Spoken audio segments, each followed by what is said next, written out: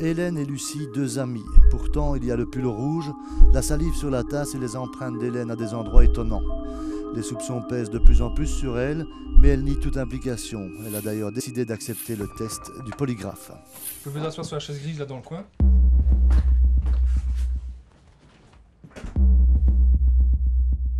Durant 3 heures, Hélène et l'inspecteur principal Frédéric Dehon vont faire connaissance.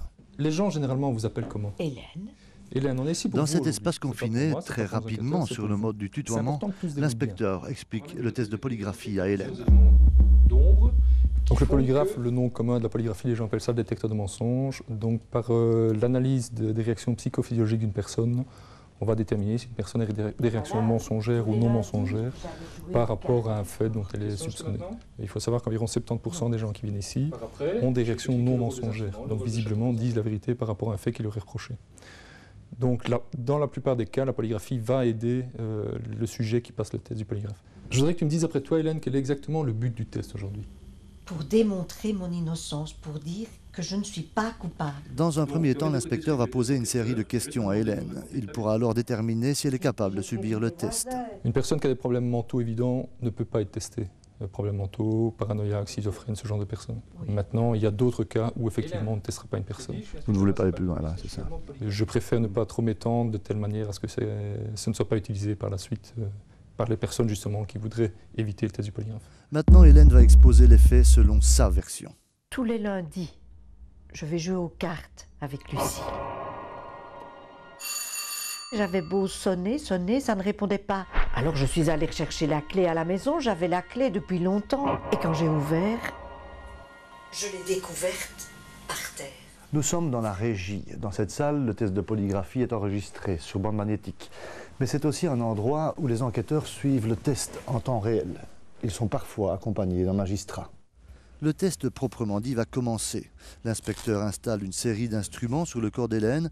Ils vont permettre d'établir un graphique durant les réponses aux 10 questions qui vont être posées à 3 reprises. Bien rester mobile, bien respirer normalement. Dans les 10 questions, il y a 3 questions qui sont des questions relevantes.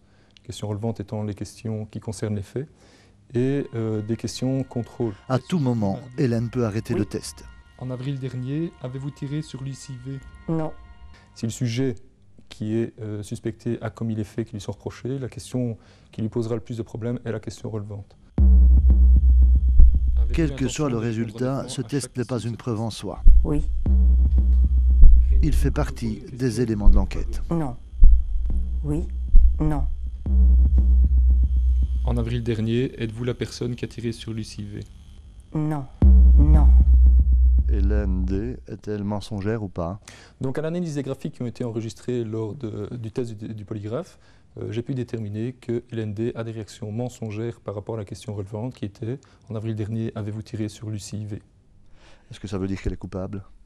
Ça veut dire qu'elle a des réactions mensongères par rapport à ça. Quant à la culpabilité, ce sont les éléments matériels qui ont été relevés qui conforteront ou non la culpabilité et éventuellement les aveux qu'Hélène pourrait faire suite à ça.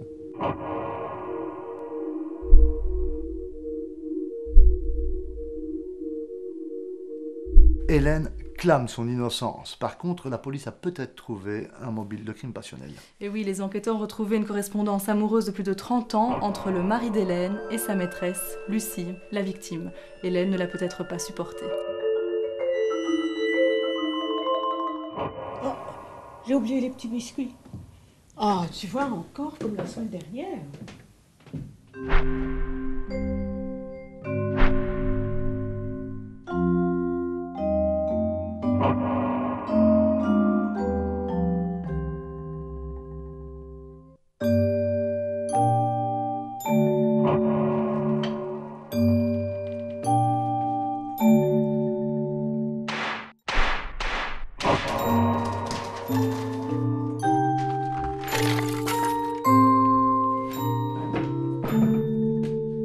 Voilà, il y a donc une série d'indices concordants contre Hélène. Ce sera à la justice de trancher.